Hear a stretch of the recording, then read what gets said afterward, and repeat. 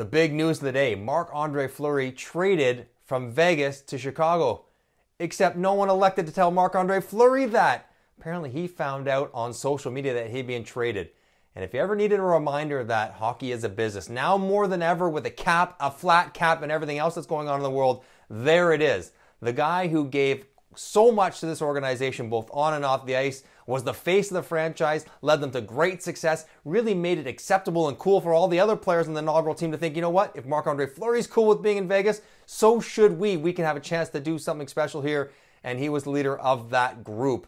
And he finds out that his time in Vegas is ending on social media, and he's traded to Chicago. That is tough to swallow for him. He's going to take some time to digest it and figure out what he wants to do with his future.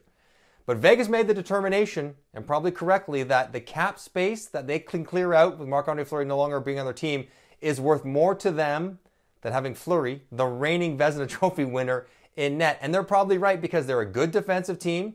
They have Robin Lehner, who's more than just a capable backup. He's a starter in the NHL and a really good one at that. And they can use that cap space to go get other players and make their team even stronger. They're going to make the playoffs. They're likely to win the division. They're a Stanley Cup contender once again.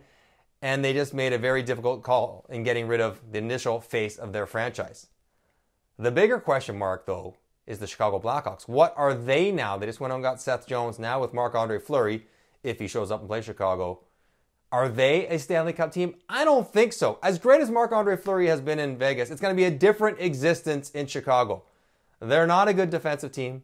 They give up a ton of chances, a ton of shots, and Marc-Andre Fleury can only do so much. Even with Seth Jones on the back end, and even with the change that Chicago was made, they are not yet ready to be considered a Stanley Cup contender for sure, and maybe even a bubble playoff contender at best. They're probably the 4th or 5th or 6th best team in the Central Division. So even with Fleury, even with Jones, it's not like they're a lock to even make the playoffs in my mind right now. So major transaction, Vegas will be okay. Chicago, I'm still not so sure.